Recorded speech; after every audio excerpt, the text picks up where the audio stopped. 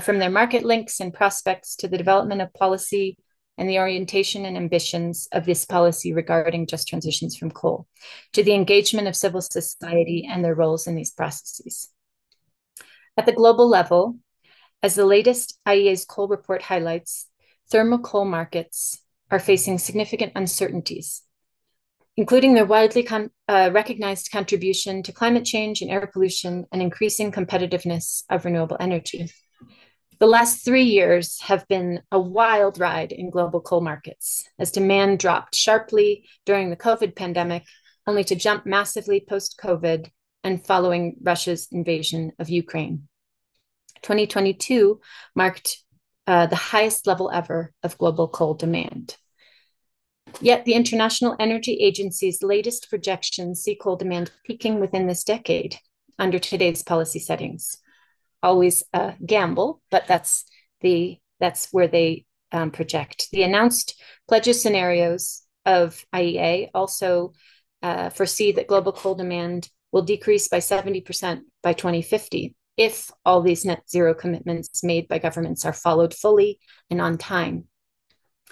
But as SEI's production gap report states, limiting global warming to 1.5 degrees Celsius requires coal-producing countries to reduce their coal production by 97% between 2020 and 2050. In other words, the future for coal producers and regions where coal extraction occurs is genuinely challenging. Nonetheless, there are differences between each of these country contexts and their coal market prospects. In the case of Colombia, considered bouncing back and forth in the ranking, but in more or less fifth thermal coal producer worldwide, there's limited domestic use of coal. It's mostly focused on, it's primarily for export, and that sets a different dynamic for compared to other countries like South Africa, which has some 70% of its electricity drawing on coal sources.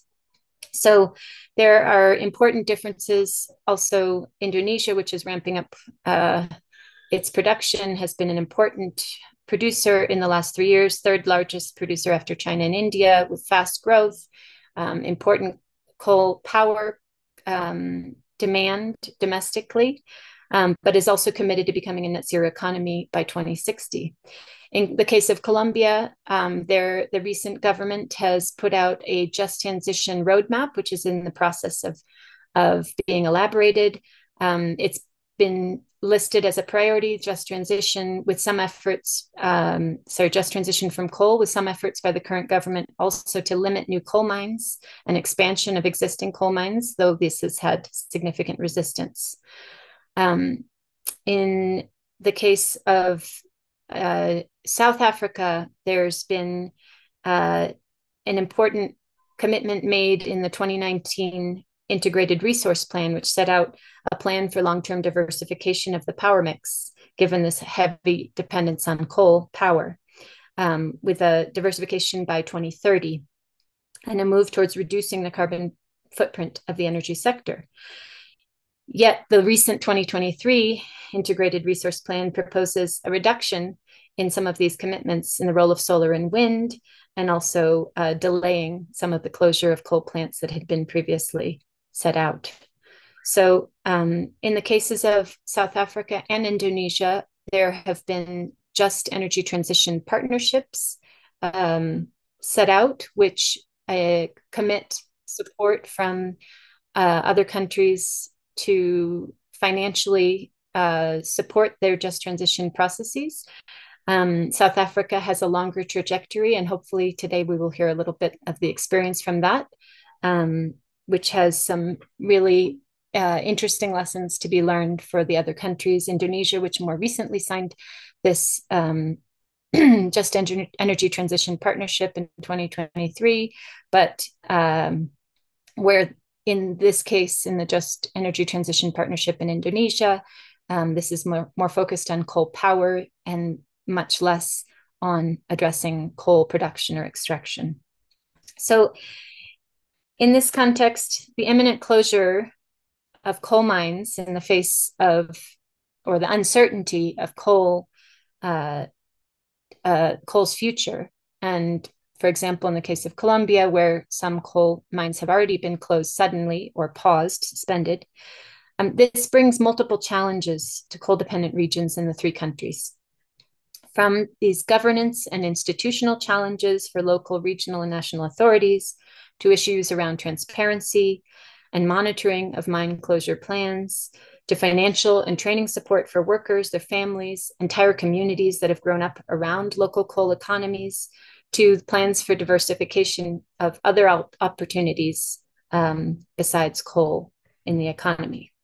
So here, civil society has various roles to play and has already shown really important roles in each of the contexts in defining and monitoring a just transition.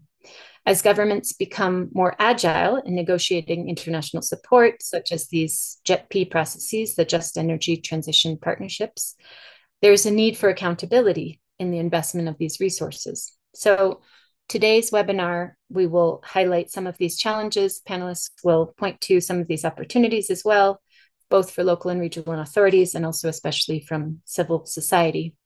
So without further ado, I would like to introduce each of our panelists.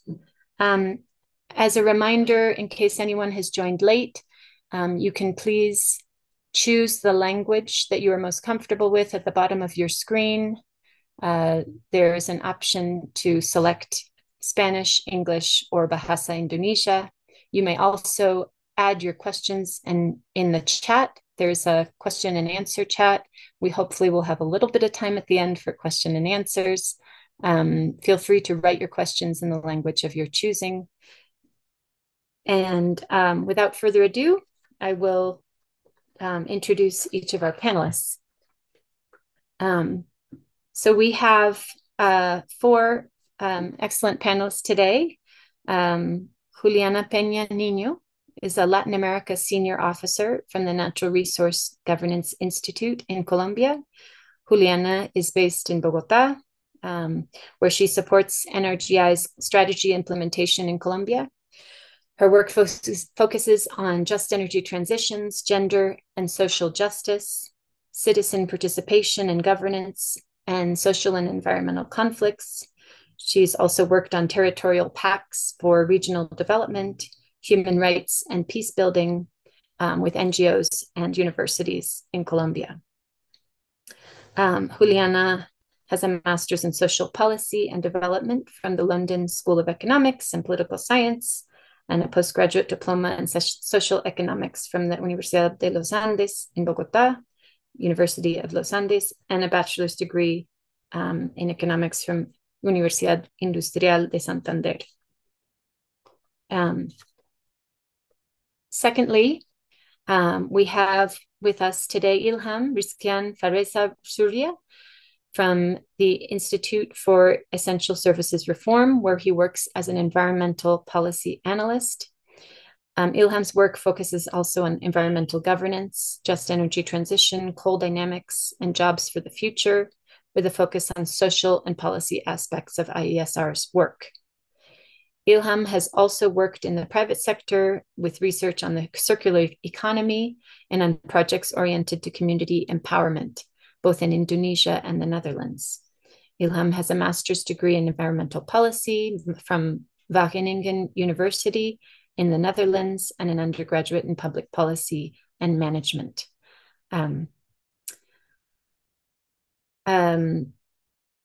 Now we have also with us today Mohammed Patel, senior economist in sustainable development from Trade and Industrial Policy Strategies in South Africa. Mohammed joined TIPS in 2017, and his work has focused on obviously just energy transitions, including also other work on the relationship between income and health in South Africa. His work has spanned topics from industrial development, competition, and regulatory economics, and working in academia and consultancy, also in the manufacturing, telecommunications, and energy sectors. He has a master's in economics from the University of KwaZulu-Natal.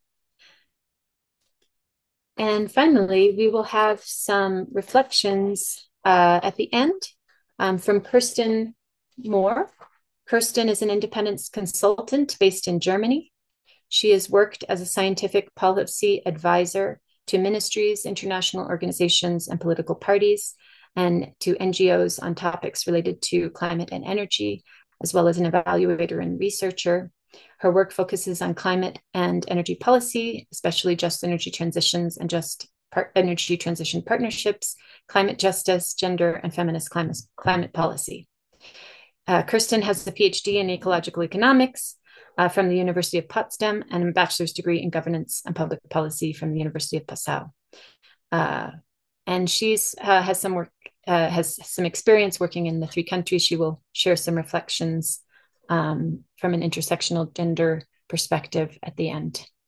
So without further delay, I'm going to stop sharing my screen and invite the panelists to turn on their videos. Find our questions. And first, I'd like to start with Juliana, if you would please. And just before we start again, for anybody who joined late, please choose the channel that you feel comfortable listening to for the language of the webinar at the bottom of the screen. And a reminder to the panelists to please keep your answers brief, 3 to 4 minutes each, and I will remind you as well as we go. So as I mentioned in this brief intro, I would like to hear from you, Juliana, to kick us off. What do you see as perhaps the top 2 or 3 main governance or institutional challenges for just transition from coal? I think that would be really helpful. Maybe you can also give us some context to the case in Colombia. I mentioned just a couple of things, but it'd be great to know more. Gracias, Elisa, y muchas gracias por la invitación y por este evento, y pues también dar la bienvenida a quienes están en este momento conectados. Voy a hablar en español, así que voy a hacerlo despacio para dar la oportunidad de hacer la traducción. A su vez que es un reto porque el tiempo es bastante limitado, entonces trataré de hacer lo mejor de presentar los puntos más importantes y hablar despacio. Entonces, para comenzar y completar un poco la información de contexto que ya Elisa ha presentado sobre Colombia y algunos avances del actual gobierno en materia de transición energética, también me gustaría plantear que la región norte del país, específicamente en los departamentos de La Guajira y el Cesar, se concentra el 90% de la producción de carbón térmico total. Y en particular entre el 2015 y 2022, el departamento del Cesar aportó con el 55% de la producción total del país y se posiciona como el principal productor en Colombia. Y específicamente Cesar es altamente dependiente de las regalías, donde casi el 50% de sus ingresos proviene de las regalías, y a su vez tiene una economía poco diversificada. Entonces, esto me lleva a presentar los retos a los cuales Elisa nos pregunta. Y hay un tema específico para el caso del Cesar, y es que en el 2020 y la empresa Prodeco, filial de Glencore, suspende sus operaciones por argumentos de que el proyecto no es económicamente viable debido a los precios bajos que sucedieron durante pandemia y los altos costos operacionales. Y esto desencadena en el departamento, pero específicamente en un municipio donde se concentraba la mayor parte de las operaciones, que se llama La Jagua de Virico, en una crisis social, ambiental, económica e institucional, que se traduce en pues, el aumento de las cifras de desempleo, aumento en las condiciones de inseguridad y muchas dificultades de la autoridad local para proveer los bienes y servicios que pues, se necesitan en el territorio, ¿no? Además de la caída de los ingresos. Entonces, con este contexto, yo plantearía tres retos importantes.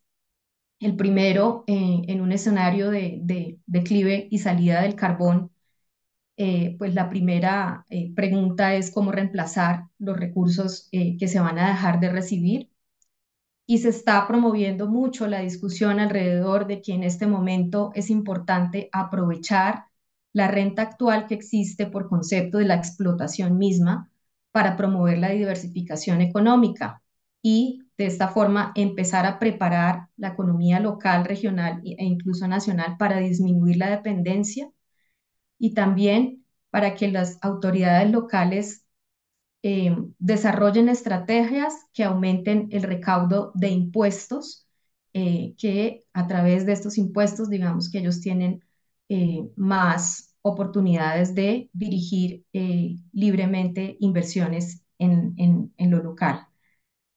Entonces, en este momento tenemos el presupuesto más alto de los últimos 15 años de regalías y se ve como una oportunidad para justamente empezar a direccionar estos recursos hacia la diversificación económica.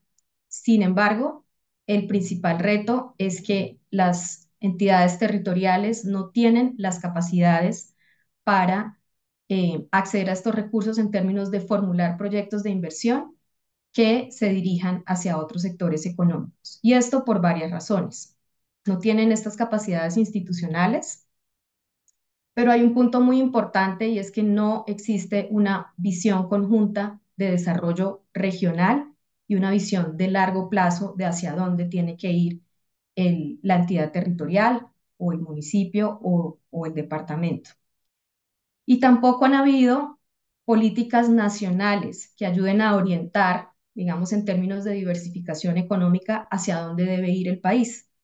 Más recientemente, el actual gobierno ha expedido una política de reindustrialización, pero realmente es muy incipiente y poco se ha podido, pues, saber del avance de la implementación de esta política. Y un último reto que me parece que es bastante importante y es el tema de la regulación del uso del suelo de estas entidades territoriales. Esto pasa por definir cuáles son las actividades económicas de acuerdo a la vocación del uso del suelo y esto pasa por proteger áreas, ¿no? Ambientalmente estratégicas, excluir actividades de explotación de recursos naturales en otras áreas y definir, digamos, estos usos del suelo, ¿no? Esta es una función que recae sobre las entidades territoriales y en particular en Colombia los planes de ordenamiento territorial están desactualizados, datan de más de 10, 12 años y existe un reto que es adicional a este tema de actualizar estos planes de ordenamiento y es cómo se articulan los distintos instrumentos de planificación en un territorio. Me refiero a la planeación del desarrollo, me refiero a los planes de manejo de cuencas hídricas, en estos territorios, por ejemplo, también se han diseñado planes de desarrollo con enfoque territorial en el marco del acuerdo de paz. Entonces han surgido distintos instrumentos de planificación que no necesariamente están articulados y no necesariamente están apuntando a una visión conjunta del desarrollo. Thank you. Thank you, Juliana.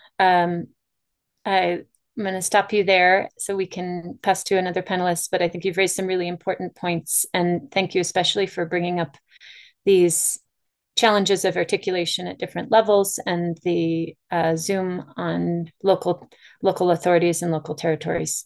I'm going to pass the word now to Ilham. If you would like to share from the Indonesian perspective, what do you see are the two or three top challenges for governance or institutional aspects? Thank you.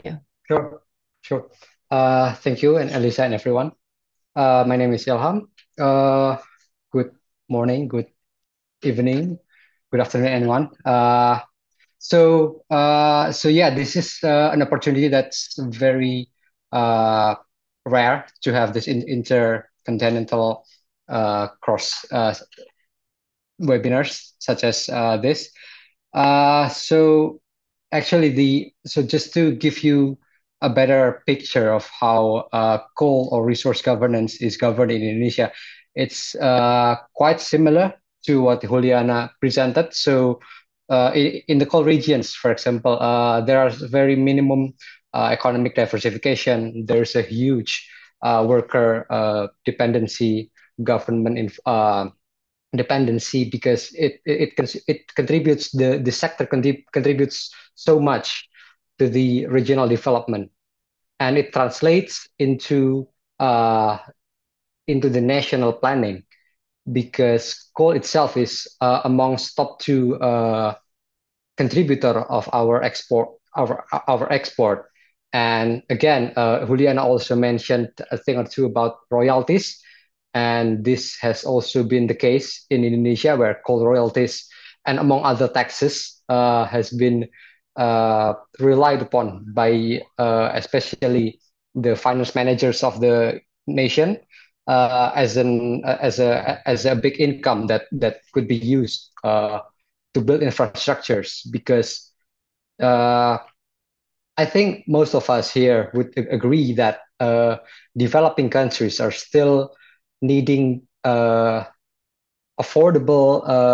infrastructures to continue building our humans, our infrastructure, and so on. And coal helps to provide not only cheap electricity, affordable electricity, but also the monetary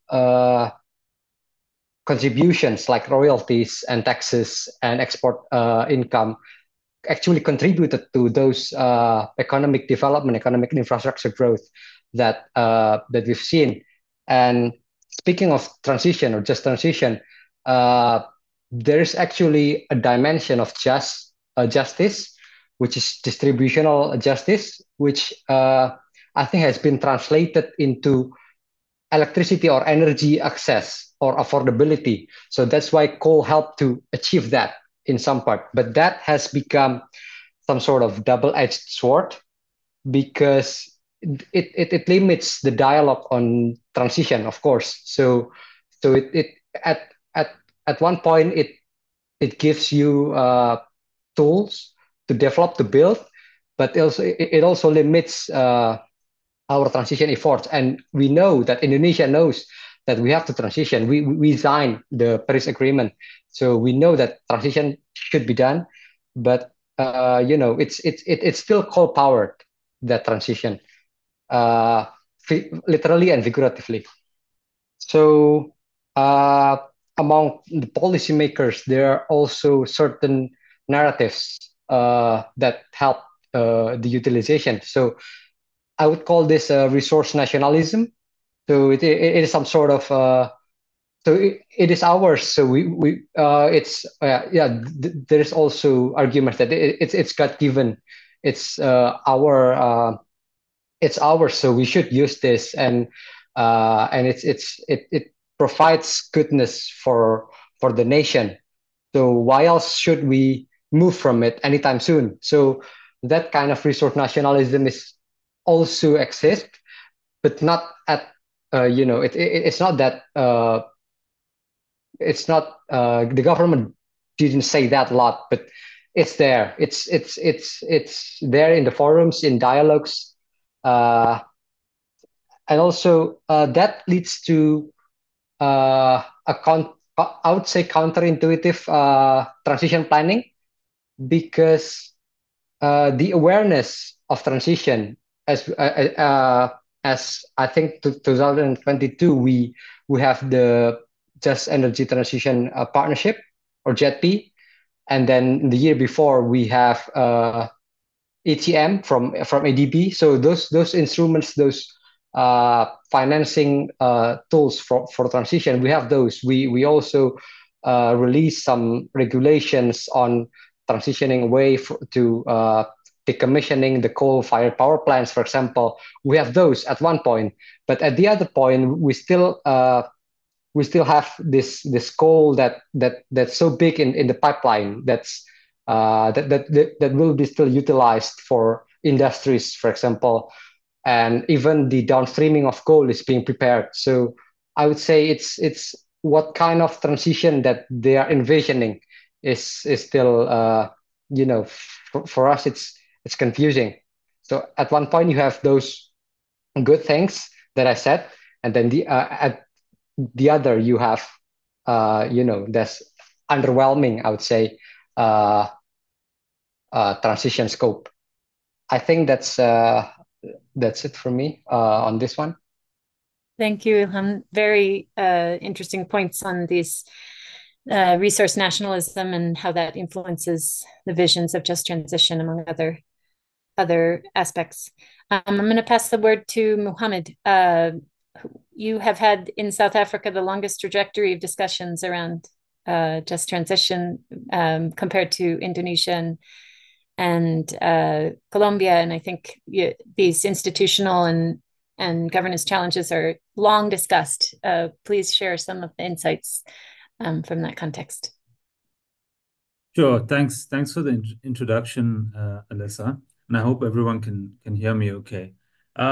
So before I start, I mean, it's just to reflect from what I've been hearing from the other colleagues. So there are obviously similarities that we see across these countries. And in South Africa, we have similar dynamics. So some of the commonalities are, highly concentrated coal value chain that's very regional specific. And in South Africa's case, that's in the province of Mpumalanga with high coal intensity in 2 local municipalities, mainly. So that's the municipality of Emalahleni and Steve Tshwete. Another commonality is a coal identity. So people within the coal region really relate to coal as they've continuously identified it as their source of income over time. So there's a very rich coal identity that's prevalent in those regions as well. And somewhat of a resistance to the transition, and that's a dynamic that's important in the overall discourse. But now taking a step away, so how is South Africa different? And this is what I'd like to zero in at the moment. So firstly, we're in the midst. So some background context, we're in the midst of an electricity crisis in South Africa, where we've been experiencing load shedding for quite some time. It's been periodic over the years, but the last times, last, say, year, 2 years of electricity shortage has been particularly bad and has had a significant impact on the economy. Now, that's in the context of South Africa having a high reliance on coal-based electricity generation, as you've mentioned. So there's that stifling impact on growth that one needs to be aware of in the background. Another important contextual factor is that in this month of February, we've had our latest national budget, and the picture doesn't look very good. So the growth for 2023 was around 0.6% of GDP. 0.6% GDP growth, which was below what the outlook was for South Africa. So we're in the midst of a very low growth environment as well, which means that the fiscal space that the state has to spend on just transition initiatives is quite limited. So given that context, the main challenges, I'd say, that are emerging in South Africa's just transition journey are the following. The first, I'd say, is from a conceptual perspective, we talk about the just transition being a bottom-up process. And the idea is that you want to give agency to the most vulnerable in the system, and that includes within government. So it really calls for turning around the kind of top-down government policy direction that's typically driven in South Africa. So now, there's a clear power imbalance because we have national government that has a lot of resources, and then we have provincial and local governments. And as you go down the tier, the amount of resources and the agency kind of goes down. And that's not unusual, but it needs to be sort of changed. And there's difficulties around that in terms of how that system is going to function moving from the top down, but also moving from the bottom up. So that's one clear constraint that comes through, where local governments are very constrained financially in terms of what they can do. A lot of energy policy decisions tend to be made at a national level, but local governments sort of have to bear the costs of those decisions. One example is infrastructure sort of destruction that we see, and as TIPS, we've actually been out to the coal fields and seen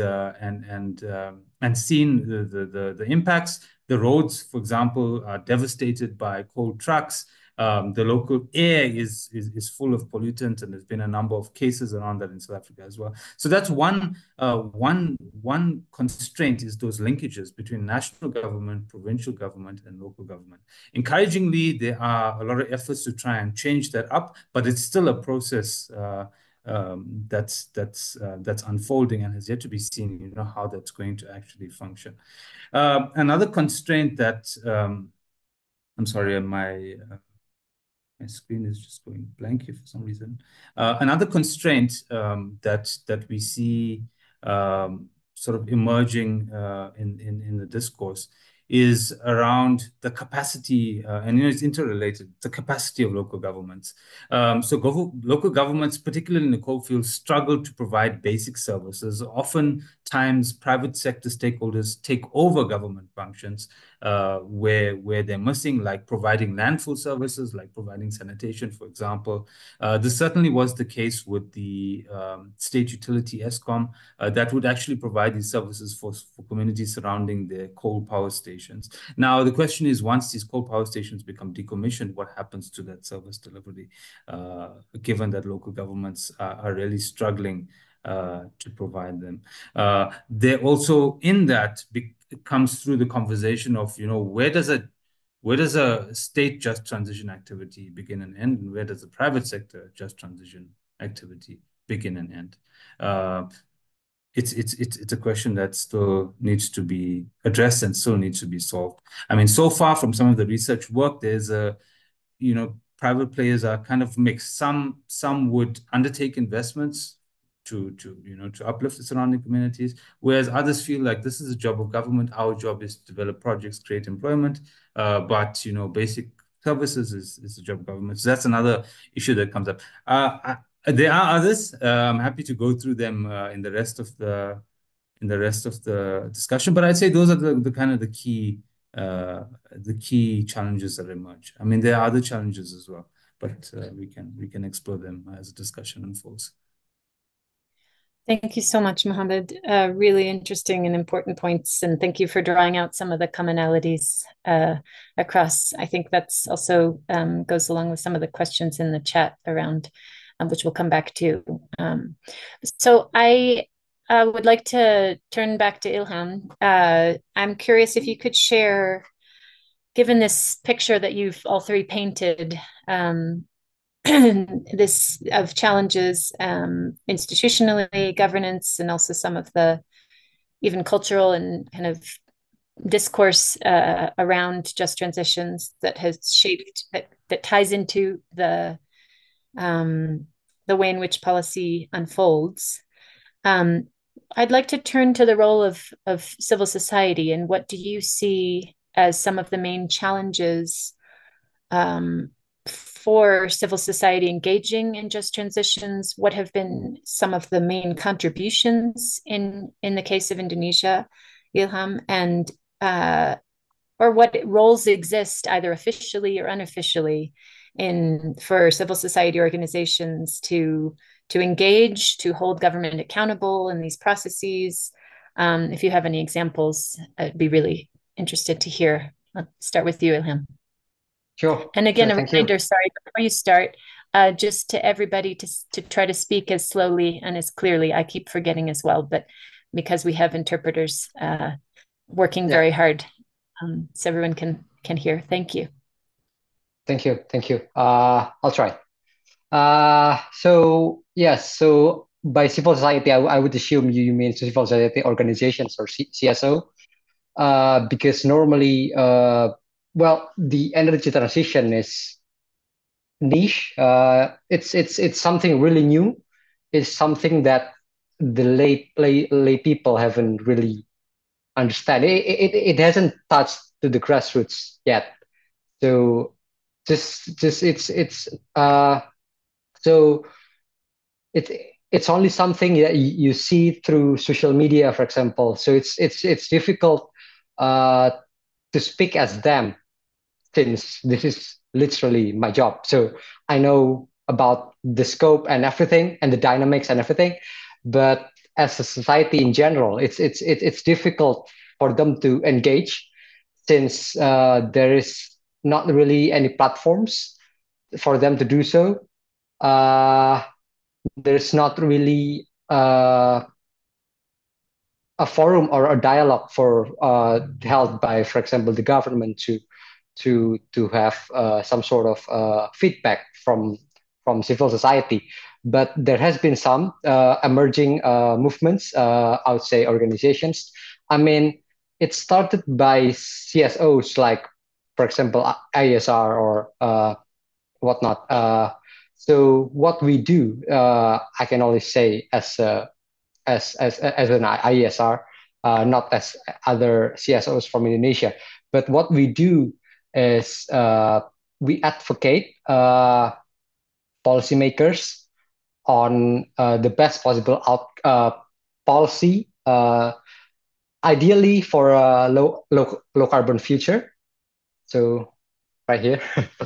So that's so so we seek to advocate many channels of decarbonization. So to achieve the Paris Agreement target and etc. So in doing so, the challenges what that we mainly face is the limitation of data, because we do advocation through our research products. So my team, my research team, the other team. So we consist of different teams or of experts around different sectors. So we do, each team have their own focus, I would say. So we use research to advocate. So we show data, but obtaining data is often not the easiest in this current administration. And oftenly, when you use when the research is done, and you have to present your research, and you have to invite policymakers, the relevant policymakers, for example, the development planners. And sometimes it's not rare that we were met with, well, your data, your assumption is outdated, for example, because you used an outdated data.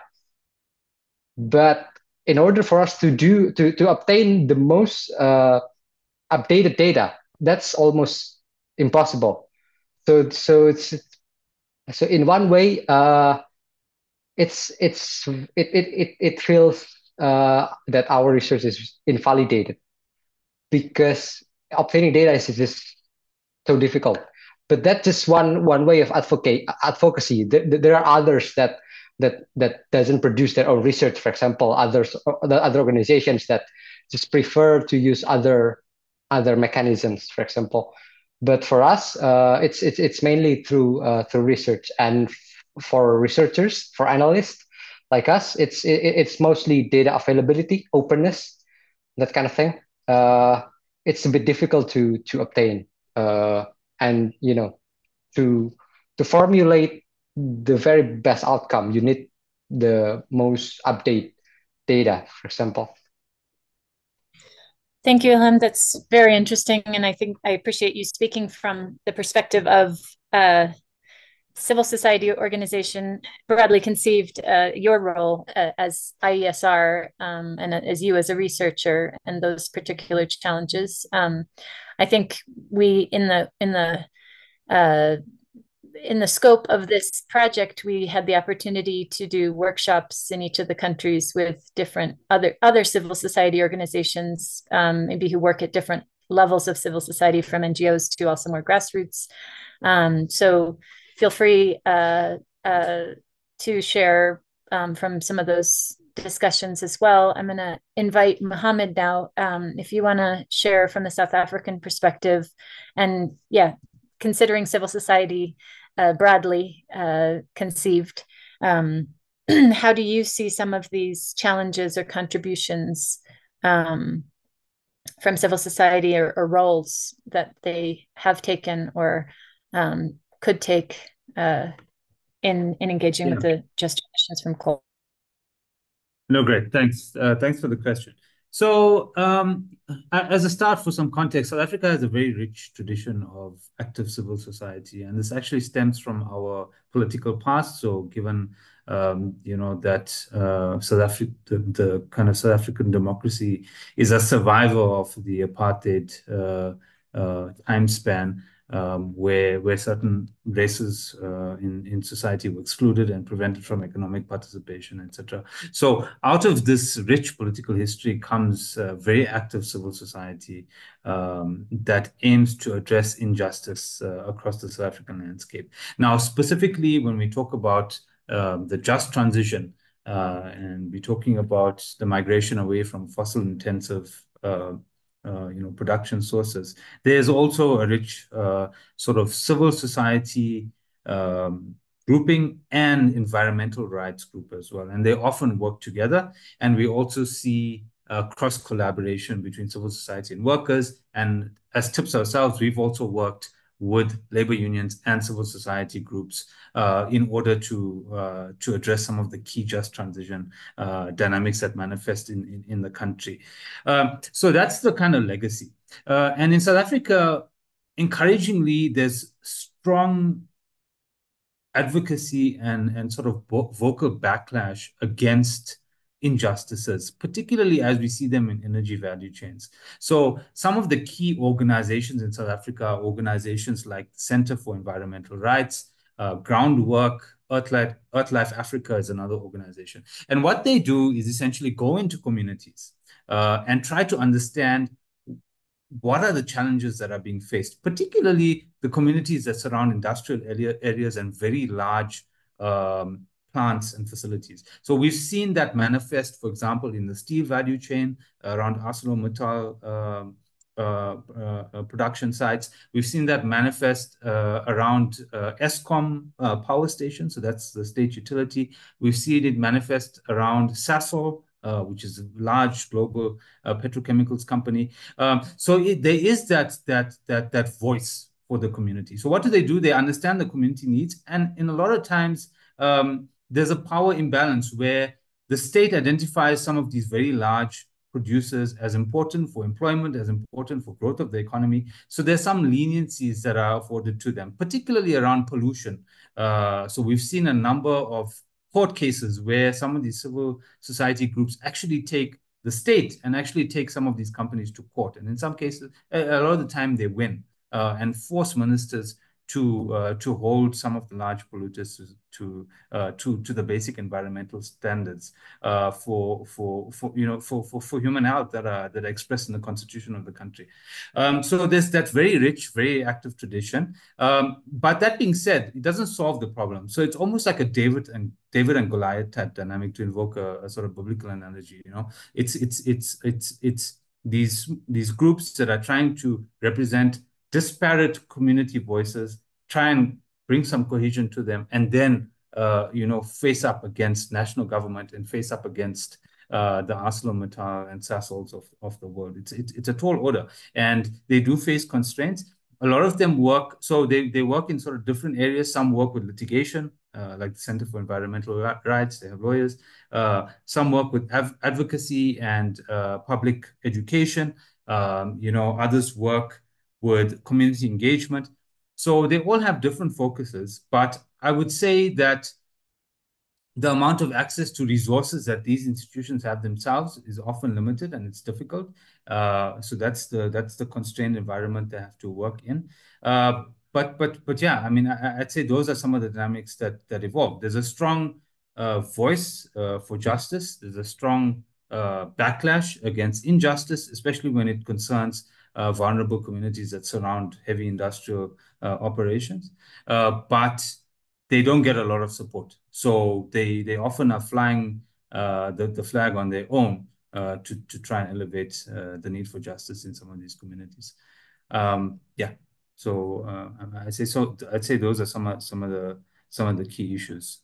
I think what helps a lot is cross collaboration. So, for example, where civil society actors partner with research organizations and partner with labor unions, for example, such that they can sort of produce a cohesive front on some of these key issues, especially when the opposition is very large and has very deep pockets. Thanks so much, Mohammed. Getting into some of the questions, I think also I see in the chat on power relations. You have touched on some of that, and maybe we can come back to it. But I'm going to turn over to Juliana. You also, Mohammed, mentioned some of the roles of different organizations and types of groups in the South African context. And I think, Juliana, maybe you also can speak to some of that in the Colombian context. How has civil society been taking this role in the energy transition discussion? What contributions and challenges? I think there's some similarities perhaps with the South African context. Sí, gracias, Elisa. Definitivamente hay similaridades y para empezar con las contribuciones de la sociedad civil, creo que una de ellas se refiere a debatir y visibilizar estas discusiones sobre el futuro de los territorios más allá del carbón. Creo que ha sido un tema importante, también como muy desde lo local, ¿no? Y hacia arriba, para atraer la atención del gobierno nacional y buscar la priorización de medidas para atender estas situaciones. Eso igual trae retos, ¿no? y dificultades, porque a nivel local también ha habido fractura social, divisiones y polarización alrededor de esta misma discusión, porque todavía hay, digamos, grupos que promueven la continuidad, ¿no? de la actividad de la explotación, mientras que otros sí quieren como pensarse el desarrollo más allá del carbón. Entonces, esto ha generado también bastante tensión, conflictividad a nivel territorial y un poco más a nivel nacional. Hay un tema muy importante para el caso colombiano y ha sido el rol de la sociedad civil en el litigio estratégico, ¿no? Distintas organizaciones, comunidades e incluso ciudadanía ha hecho demandas ante altas cortes, como la Corte Constitucional, que han terminado por emitir una jurisprudencia importante alrededor del análisis de cómo se está gestionando, ¿no? Los recursos no renovables, sobre todo en el caso minero, y estas altas cortes han obligado al Estado colombiano a responder y a tomar medidas concretas para, digamos, reivindicar los derechos vulnerados, y son derechos tanto individuales como colectivos, en estos años de explotación en estos territorios. Entonces, creo que el litigio estratégico ha sido un mecanismo bastante efectivo, sin embargo, también con muchas limitaciones, pues a la hora de que el Estado colombiano realmente implemente los mandatos de la Corte. Un tercer punto que me parece importante y que creo que ya el colega de Indonesia lo ha mencionado, y es sobre todo el rol de universidades, think tanks y organizaciones de sociedad civil en proveer análisis, investigaciones, ¿no? Discusiones que ayudan a brindar argumentos sustentados alrededor de la discusión de la transición energética y sobre todo de qué implica la transición justa, ¿no? Y en términos de los mecanismos para hacer el gobierno accountable, yo creo que hay un tema muy importante y reciente que no conectamos mucho con la situación actual, y esto lo hicimos a través de las elecciones regionales que fueron llevadas a cabo en octubre del año pasado. Y para mí ese fue un mecanismo importante de control ciudadano al gobierno nacional, porque los resultados de estas elecciones regionales muestran que no hubo un apoyo a la coalición de movimientos y partidos del presidente Petro, y más bien quienes ganaron en las regiones y en las autoridades locales fueron candidatos que se presentaron como de oposición al gobierno nacional y a las propuestas del gobierno nacional. Y esto es una muestra de el descontento por el desempeño y los pocos avances que ha tenido el gobierno nacional también en términos de, pues, de transición energética y, bueno, y de pronto de una agenda mucho más amplia. Y en el contexto de la construcción de la hoja de ruta de transición energética que mencionaba Elisa en su introducción, el gobierno desplegó espacios de diálogo en los territorios, y fue una intención de recoger, digamos, las propuestas, las demandas, las necesidades de las comunidades y de las poblaciones directamente afectadas, pero no hubo claridad sobre el carácter vinculante de lo que se conversó en esos espacios de diálogo. Entonces, en este momento, todavía el gobierno no da cuenta de qué es lo que va a implementar, cuáles fueron las decisiones que se tomaron a raíz de estos espacios de diálogo. Entonces, creo que todavía hay un reto desde la perspectiva de la concepción del alcance de la participación, puesto que estas mesas fueron desarrolladas más como a manera de consulta, ¿no? Y de recoger información, pero no hubo una participación que fuera más allá de esta consulta, y que las comunidades fueran parte de como una toma de decisiones sobre hacia dónde van a ir dirigidas las estrategias de gobierno, sobre todo en planes más de atención local, en este caso para la región del corredor minero o corredor de vida, como lo llama el gobierno, que es la que primero está siendo afectada por, digamos, la crisis que surge por la salida de esta empresa y por las condiciones de mercado. Y un último tema que quisiera plantear es también el rol de los sindicatos, que también por allí lo mencionaba uno de los colegas.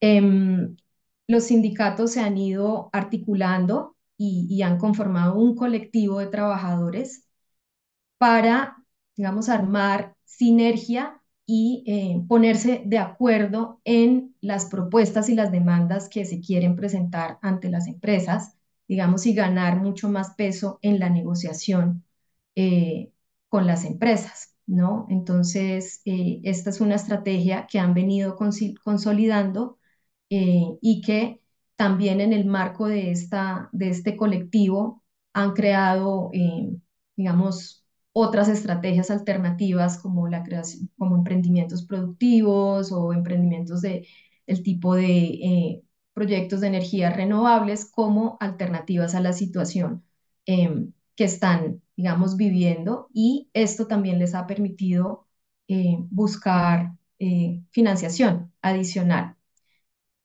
También hay como divisiones alrededor de la percepción de los sindicatos, porque muchas veces las comunidades han planteado que tal vez estas, esta articulación y esta capacidad de negociación es muy centrada en los trabajadores, que tal vez no está mirando, digamos, el beneficio más amplio en la comunidad. Así que también aquí hay como posiciones distintas alrededor del rol de los sindicatos. Sin embargo, se destaca como esta capacidad de articulación entre ellos para ganar un poco más de sinergia y de peso a la hora de unificar negociaciones para el departamento, que incluso se está, digamos, también pasando para el otro departamento en La Guajira. Thank you, Juliana. Really interesting points. It's difficult to cut you all off because I want to hear what you all have to say, and I know you have a lot more to say. But the time is short. So I would like to just do one last round of questions. I'm hearing the Spanish and the English channel. Oh, here we go. I think it's fixed. So I just want to do one last round of questions and make it a lightning round, very fast. So I want to ask each of you to share your top one or two max recommendations to address some of these challenges that you've raised. So what's particularly thinking about your role in the organizations you work in, or other strategies that civil society actors can use, that other civil society actors can use to energize these just transitions and push for action. You've given some examples. Mohammed mentioned cross-articulation. Juliana has given some examples that have come from the labor movement. I think litigation.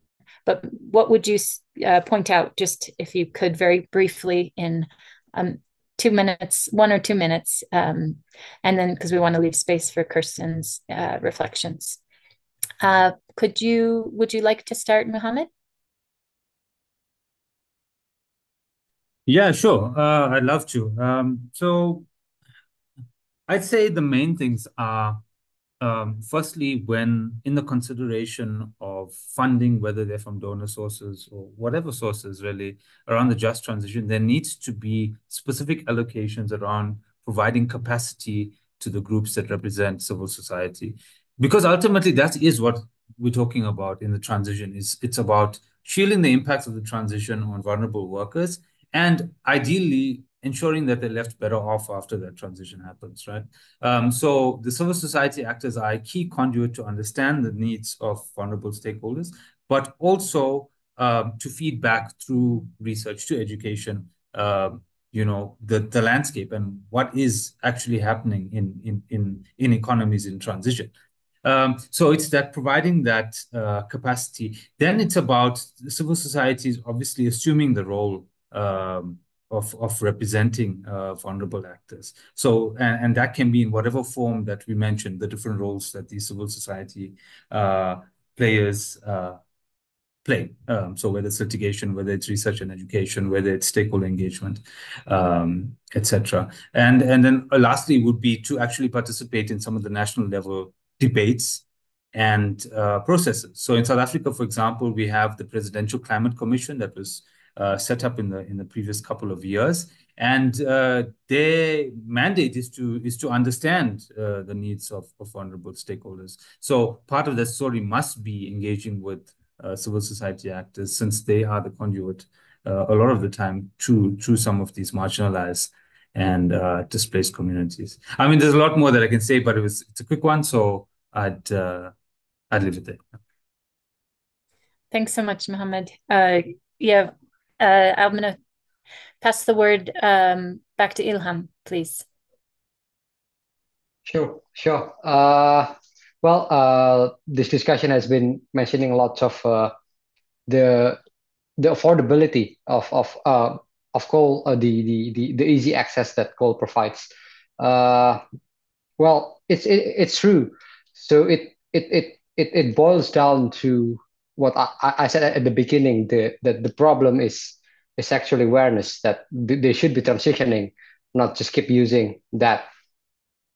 And also, when we said about affordability in Indonesia, it's actually artificially made affordability, meaning that Indonesia, we have for our electricity power sector, coal is we have a domestic price, domestic pricing, so it's even lower than the market prices. So it's only $70 per ton, so it's very cheap, and so the cheapness, the affordability of coal is, it doesn't reflect the truth. So it's, again, it's artificial. So it's clear about that. But that subsidy, that domestic price that the government eventually also have to compensate, because our state electricity utilities are kept at below a certain limits. So they have to set a very low price for electricity. So it, again, it provides prices that are, doesn't really reflect on the reality. So when we always set affordability, so it's not at all about the true price. Let's just leave it at that. But what I'm going to recommend is actually to counter those arguments that uh, that no environmental cost, no health cost is yet incorporated to the decision making. So we actually have a balance sheet, environmental and nature balance sheet. I think it's called, but it only but that this balance sheet is used. It's not specifically used yet, but there is a regulation that says that this balance sheet will be used as a development planning reference. But this reference, this balance sheet, only contains of how much of coal resources that we still have. So this balance sheet doesn't have health costs. It doesn't have environmental costs. It doesn't have any other externalities. So can you imagine if our development planning really uses the balance sheet that doesn't even have those externalities, that only contains how much coal that's still there. So that affordability will argument will keep resurfacing again and again, because we do not take into account the health costs, the environmental costs, the environmental damage. We do not capture the value of those, let alone incorporating it to the development planning. So my argument is government needs to capture the value, the price, the cost of environmental and health costs, even lives, for example. I mean, some says that it's unethical to put price on human lives, but it's actually so many studies on that. But again, I think those social costs needs to be covered, needs to be collected, and there is to be a hard number on it, which then there is to be a regulation that says that those externality costs needs to be added as a consideration, because currently our accounting system only taking into account, those prices, that aren't even reflect their real costs. So yeah, I think that's it. Thank you. Thank you, Ilham. I think it's really interesting you raised kind of market strategies in a way, but market strategies supported by evidence, and that evidence base being something that civil society can contribute on and point out the deficiencies of the evidence base that's being used to support policy is a really important role. Juliana, can you very briefly share some top 1 or 2 recommendations? Sí, lo haré muy corto.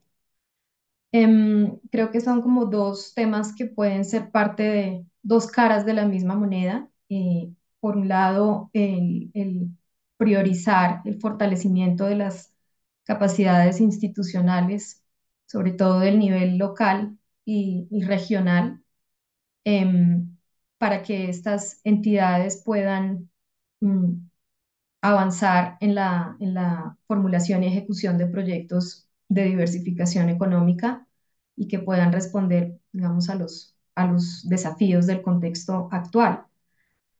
Pero esto tiene el otro lado de la moneda, y es que este tipo de priorización y ejecución de proyectos debe ir de la mano de la planeación participativa y de la vinculación de las comunidades en estos procesos de toma de decisiones.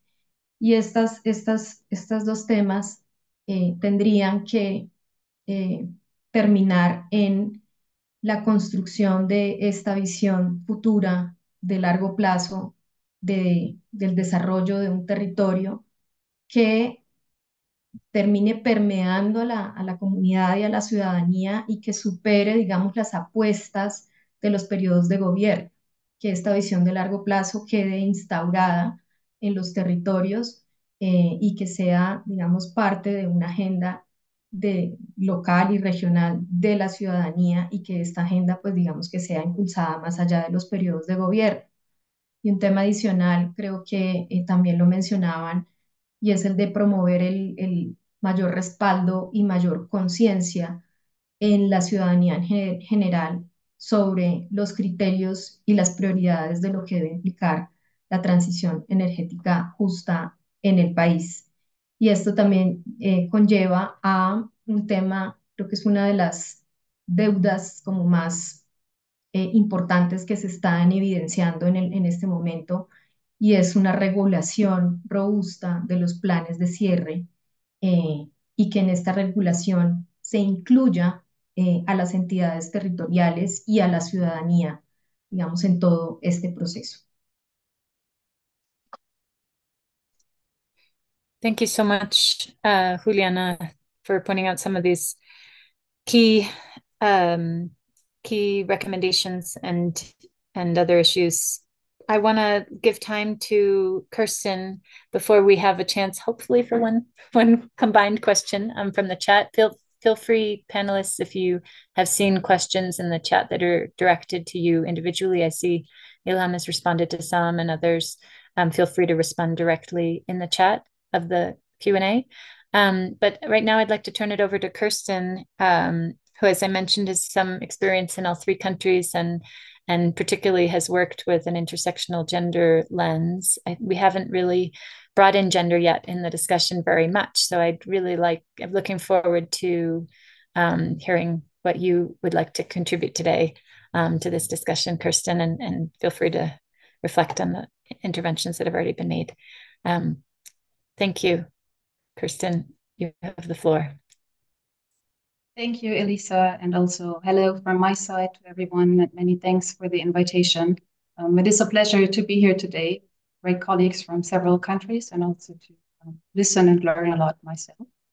As Elisa mentioned, my contribution will center around gender perspectives and just energy transition, and also some reflections on how these relate to the roles and opportunities for civil society, and also the cooperation between civil society and research, which, as we already heard on the panel, is quite often very important for just transition.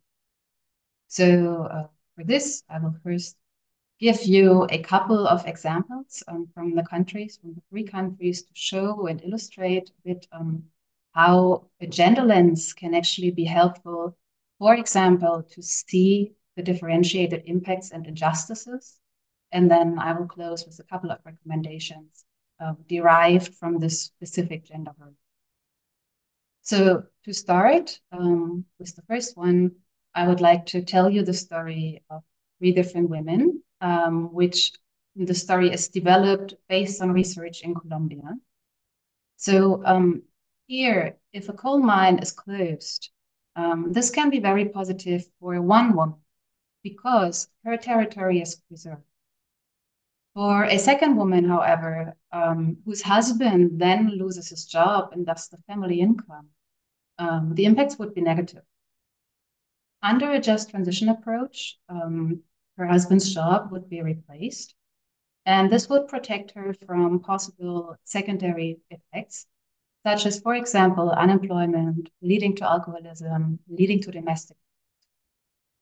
However, as long as these measures are not accompanied by other measures, it would reproduce her economic dependence, and it would also not recognize her age. And then the third woman in this example works in the informal sector around the mine. And for example, as a vendor for packed lunches. And then when the just transition comes, she would also lose the job and she would not be compensated. And these women, these three women in this example, can self-identify as indigenous, white, and Afro-Colombian. This is where the little story ends. It is based on research, but of course it is fictional and highly simplified. But I have seen actually similar types of gendered impacts in several countries.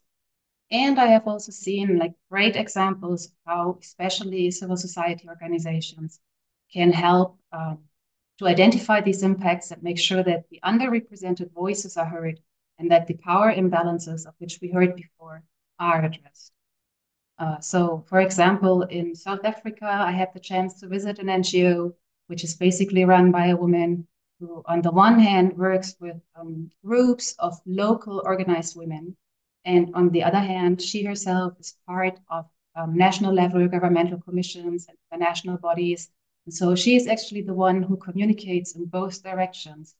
So she's basically a bridging actor who carries up the voices and brings down the information of the processes that are going on. And she said that she's only able to do so because she has the trust of the communities for which transparency is very important in her work, and she has the local knowledge and the local rootedness. And I think that is also one of the general takeaways, is that local expertise is quite commonly provided via civil society organizations. And this local knowledge is very important to make sure that the just energy transition measures actually do fit the context, because the contexts usually differ a lot in their details. So once we leave national level and we go to regional and local level, we do see a lot of complexity. And also when we leave the level of techno-economic aspects and we go to socio-cultural aspects, we heard, for example, about the coal identities before from the panelists, and then if we go deeper, then there are also the identities before the coal era started, and that's where it gets really complex, and we have to work with all the complexities to make sure that the measures really fit the context. And that's also the case in Indonesia, a highly complex country with such a high amount of inhabitants, a high amount of islands, a high amount of ethnic groups that all need to be taken into consideration. And with those examples, in regards to the little time we have left, I will come to my second part and close off. A couple of policy recommendations. Number one is break down the barriers for participation. This has an internal and an external component.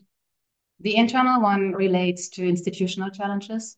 So also really think of intersectional diversity in your own teams. And externally, it means to create the space for everyone to also share their lived experiences and ensure that then those experiences are the ones that also inform decision-making. Number two is strengthen the bridging actors, because for just transitions, we sometimes really need to bring together very different people and connect very different worlds. So really create and support people, institutions, organizations that can do this job. Number three is develop an engaging narrative and a joint vision, so important, cross-contextual. And the last one is create networks and build trust. So cooperate and exchange wherever possible. I think this cross-country webinar is really a great example of that. And with that, I will close, and I thank you very much for your interest. Thank you so much, Kerstin, for raising some of these really important points. I think there was a question in the Q&A about, how do you define just transition in each context? And many times it's often referring to the transition as it affects the labor force. And as we know, there are many people and families and communities that are also affected by the transition or affected by the legacy of extraction, that are often not taken into account in all the ways in which they may be affected, or there may be ripple effects. So thank you for raising some of those points and those recommendations. We're very close to the end of our allotted time here, but I wanted to, it's difficult to bring in all of the questions that have been really rich questions that have been raised in the chat, but I saw that there were a bunch of questions connecting to how just transition is being incorporated in each context, also how these existing power dynamics and lobbies and different positions of different sectors, how that plays out, and how just transition gets implemented or translated into policy. So as we see just transition becoming more incorporated into more mainstream discussions or more visible discussions, we also see it being used to promote different meanings, visions, or models of just transition, some more transformative, some less so, some trying to keep the status quo. So as following some of these numerous questions around power distribution in society, also that Kerstin has raised, how that plays out in the really diverse contexts, and within each national context, the diversity regionally and along various axes. So how these power shapes, how these plans and measures play out, where resources are allocated, how they're used.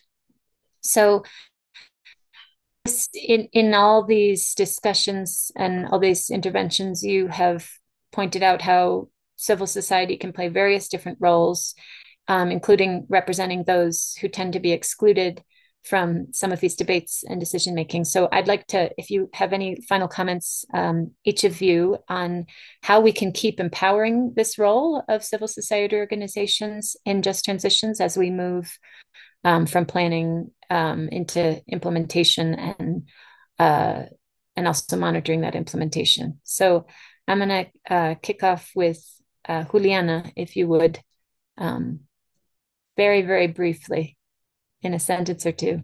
Sorry. Yo creo que dos puntos concretos. El primero, el intercambio de experiencias es muy importante entre territorios en un mismo país, pero también como un ejercicio como el que estamos haciendo hoy. Eso da muchos ejemplos y guía para los procesos locales. Y el segundo es resaltar y mantener muy vivo los resultados que ha obtenido la sociedad civil en el marco de los años. En el caso colombiano, por ejemplo, los resultados de las sentencias de la Corte Constitucional y otros resultados concretos, porque muchas veces pasa que las organizaciones y las comunidades se agotan en estos procesos. Entonces hay que mantenerlos motivados y acompañarles, mostrando que sí vale la pena y que sí se han logrado resultados exitosos para mantenerlos vigentes y digamos, en el proceso de implementación.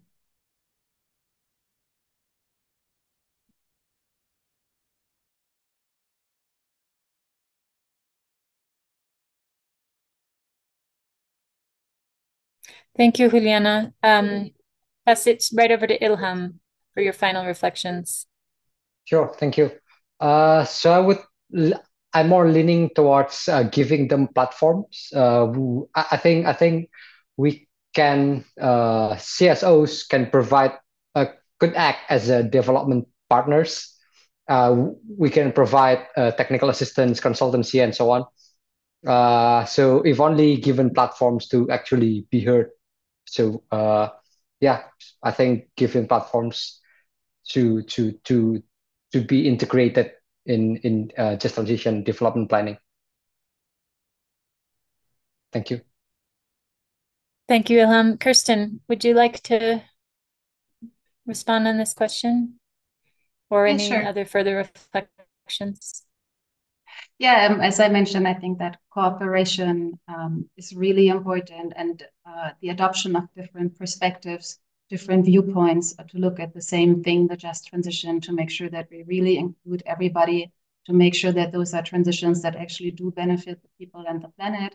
And then, of course, gender lenses are one truth that can be used others for this.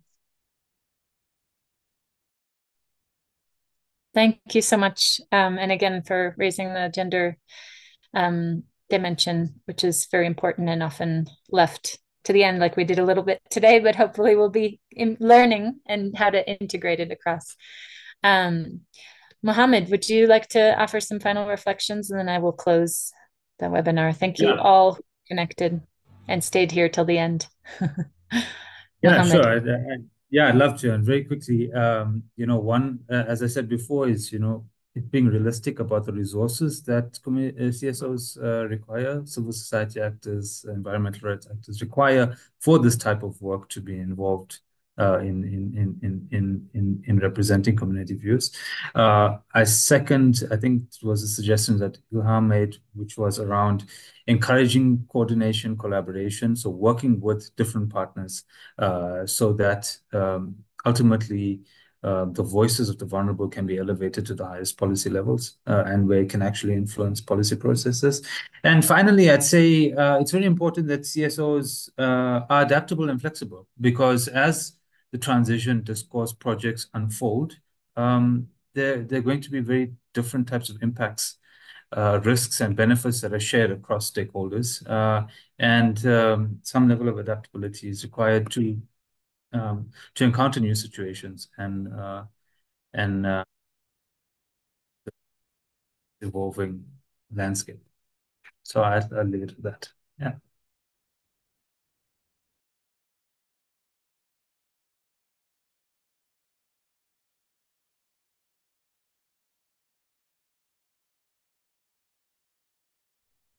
Sorry. Thank you. I think, did I skip anybody here? We got everybody get a chance to give their final reflection. So thank you so much to all of you panelists, especially, and also all of the participants who have joined today. It's been a wonderful to have everybody connected early and late and across these three contexts. I think we have a lot of inputs that could potentially, and even some of the questions in the chat that we didn't get to, that might be the subject of a further webinar in the future. If we could, focus it on more specific topics, that might be something we can consider as a team in this project. And also, I think just want to share with those who are participating, we will be distilling some of these lessons and ideas, strategies that have been shared across the different contexts into some publications. We will share some of those hopefully with you in the future. Some of these have already been published. If one of my colleagues could pop the webpage into the Q&A chat, then you can see from there some of the publications that have already come out. Others will be published soon. We're also working on translations.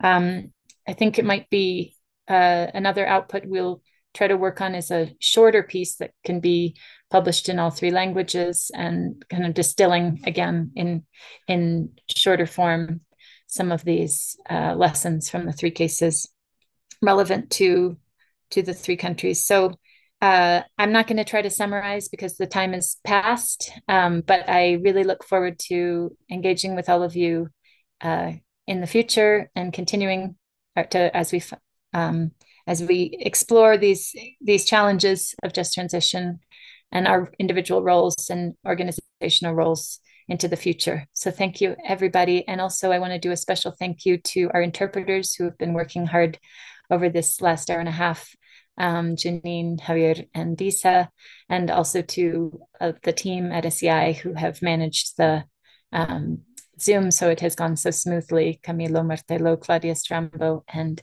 Jose Vega, and also Age. Thank you all for your help in making this work, the virtuality. Take care, everybody. Bye-bye.